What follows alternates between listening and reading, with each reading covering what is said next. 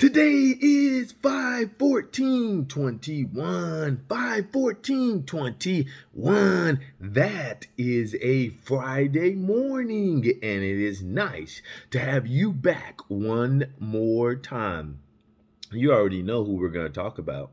There is only one being that matters in this universe. That is the great King. That's what we're talking about. And you know you can make it through Jesus by speaking life over your life. Man, I want you to wake up and hear that in your sleep. That I can make it through Jesus by speaking life. I mean, be speaking life over your life. That's where it's at. All right, let's get it on this Friday. I know so many of you got so much to do. So let's go ahead and get you going and get you on your way. All right, the title today, God's strength through us. God's strength through us. Man, you want to see how God operates and how he gives human strength to do things that others may not be able to do. And God gives you strength to separate the real from the fake. See, a lot of people talk about that game about Jesus. A lot of people talk all that madness about, oh, the Lord, I'll do this with the Lord. Yeah, he puts people in the test. And let's see how they handle the test.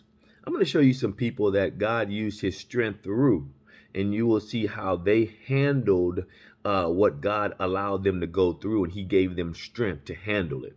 All right.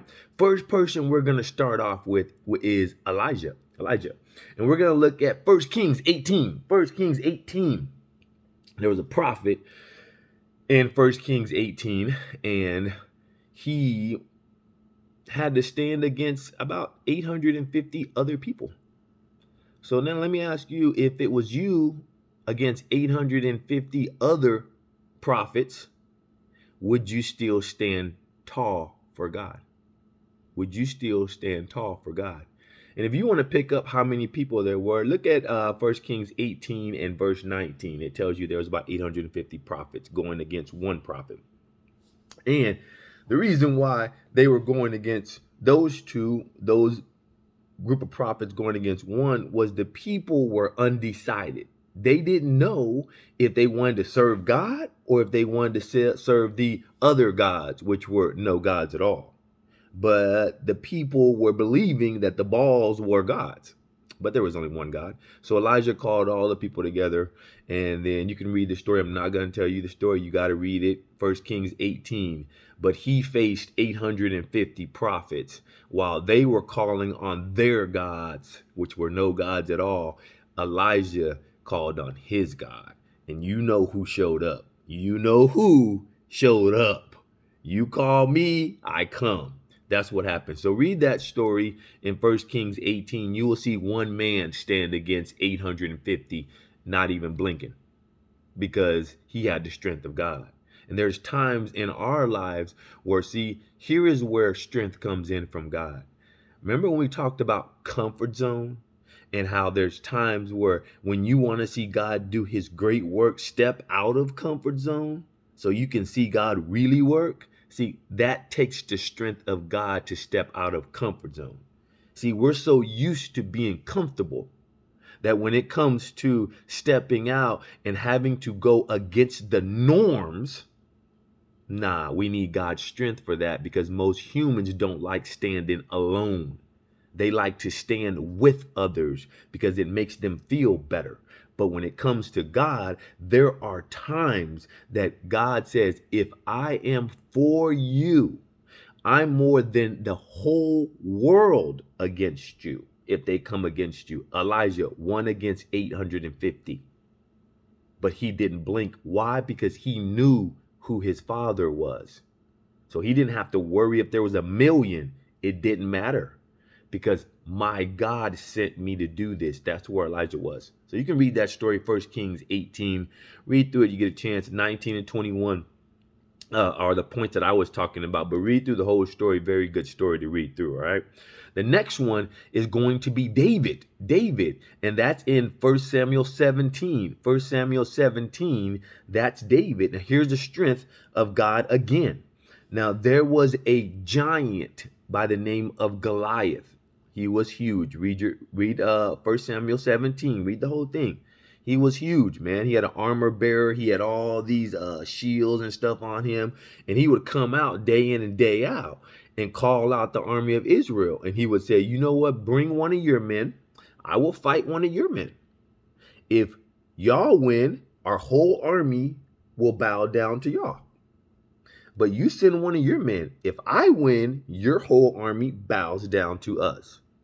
And he did this for, I don't know, 30, 40 days. You can read the story. It's in there. Every day he would come out and make this challenge. And at first, he started when, if you read it carefully, you'll see he started down at the bottom of the ravine or the cliff. And then he started working his way up to the people. He started coming up to them now. They were afraid.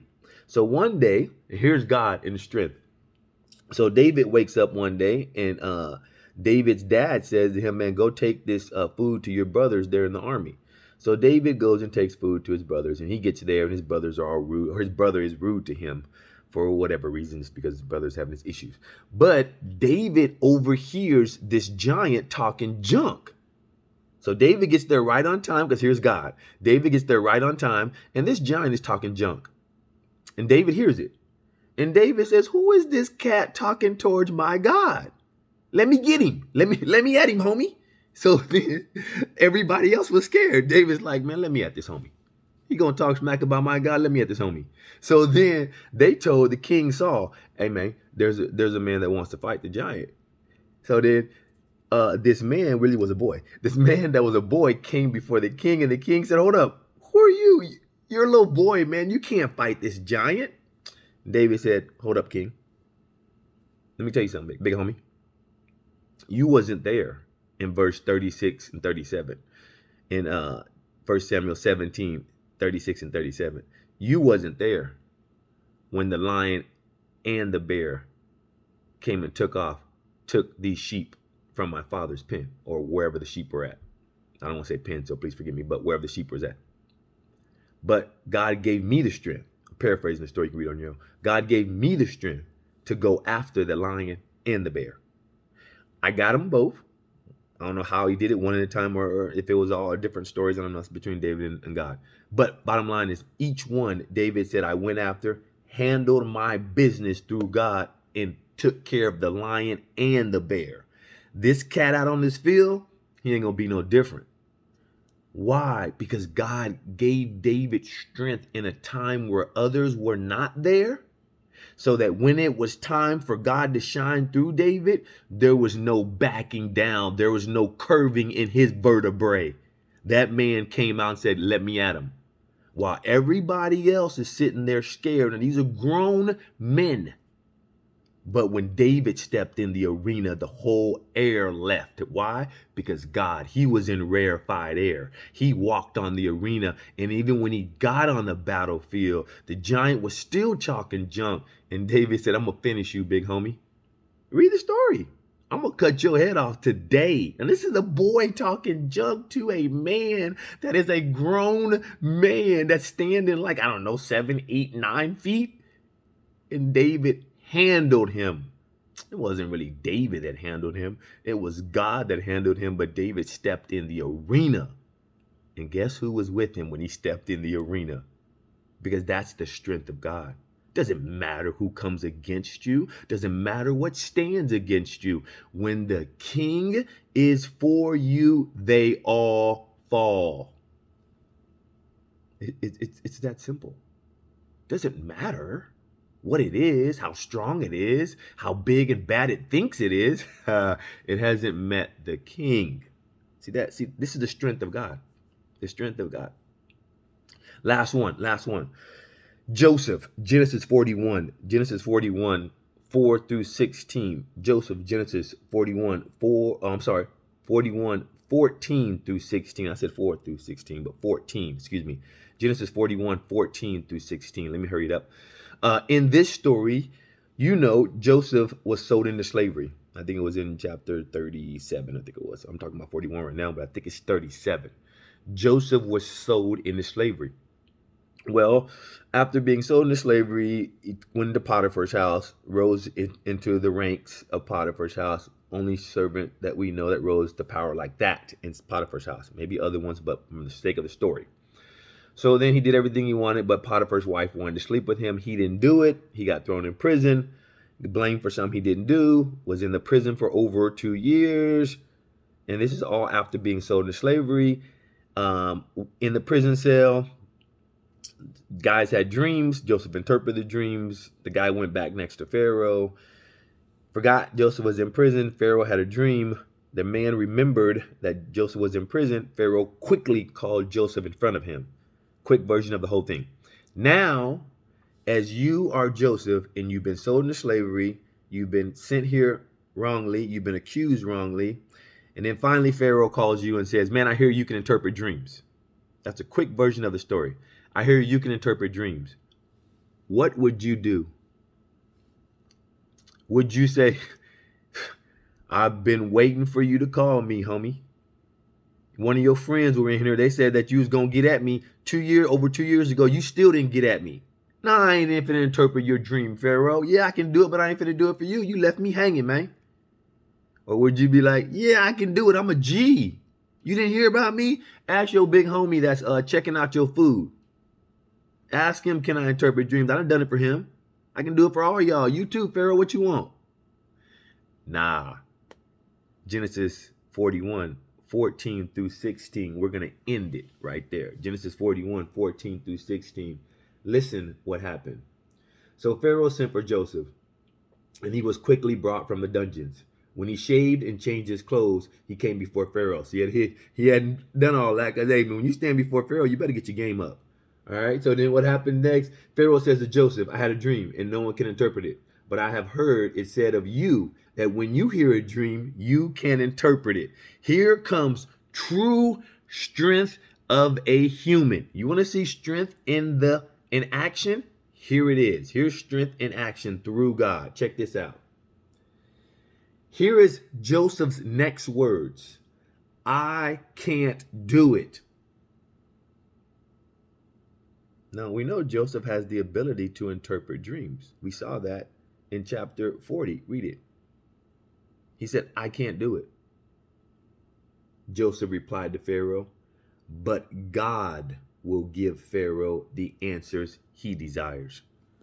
See how fast Joseph took the attention off of oneself and put it right back on God. See, that is true strength. Why? Because the flesh wants to eat up the glory. That's what the flesh was built. The flesh wants glory. The flesh wants you to heap praises on it. It can lie to you. People can lie to you all the time and tell you, oh no, my flesh doesn't like it when you heap praises on me. They're lying. And I will tell you straight to your face, they're lying. All humans love praises to be heaped on them. It's the human way. That's why we have pride in us. What is pride? Pride is me. Pride is all about itself. That's what pride is about. Take a very good look at pride and see what pride likes to square the spotlight on itself. Humility is where God rides, because humility is all about God and it's not all about you. See, that's what hurts people when it comes to God. See, you get to know God, and then God raises you up in power and rank, and then you forget who put you there. And then you start taking the credit for what you've done. Bad mistake, great people. Bad mistake. Never take his glory. Never take his praises. Let me tell you why. Because as fast as you go up, as fast as he will yank you back down. I'm not saying you, he will do it. Because once you get up to a certain place and you start taking his glory and not giving him credit back for what he does, I promise you, you will fall. There's not a maybe. I'm telling you straight to your face, you will fall. Why? Because no one takes his glory. I'm sorry to tell you, no one will take that. So please, whatever God does for you, when God shines through you, I don't care on what occasion, you always give the king back his glory if you want to stay on top. If you've gotten there from where you have struggled, let's say, man, you came from nothing and you struggled, and now you've gotten to a place where God's allowing you to sit at a very nice place, I would advise you. Now here comes advice. People always say, I'm not an advisor. No. I'm giving you advice here. I would advise you start thanking him early. If you're in a very lofty place, thank him as much as possible. Because the moment you stop and the moment you start thinking you did this, I'm telling you, shortly after, don't know the short time period, oh, you will come tumbling down. It's the way of the world. If you don't believe me, it's the way of God. If you don't believe me, watch it. All the great ones. See, people in this world, they think they're great. Maybe you are. But if you really want to do some great things, look at these cats in the Bible. Let's measure up to these cats. Let's measure up to these cats. In God's eyes, some of these guys were great. And let's see if you was to ask God, where does God rank you amongst the great ones? Ask him. He'll tell you if you really want to be great. Ask him. Ask him where he ranks you amongst the great ones. Because in this world, that's cool. You can be ranked. But when it comes to being ranked with the great king, whole nother planet. So if you really want to know how great you are, ask the king. Now, value-wise, valuable. You are valuable to the king. Don't ever get that twisted. Very valuable. He's trying to show you how valuable you are so you can know the value of you. Y'all are very valuable to the king, more than you'll ever know. Please, please, let the strength of God walk, live through you. Lord, we thank you for your strength this day. We thank you for allowing us to be who you have created us to be. Give us the strength to walk that path. Give us the strength to do what you have asked for us to do. And give us the strength to hold your name up strong. Give us the strength to hold you up and speak of you as often as possible. Lord, you don't need us, but you love it when we do. And we thank you for being our King. We thank you for strengthening us for the journey that we face this day. In Jesus' name.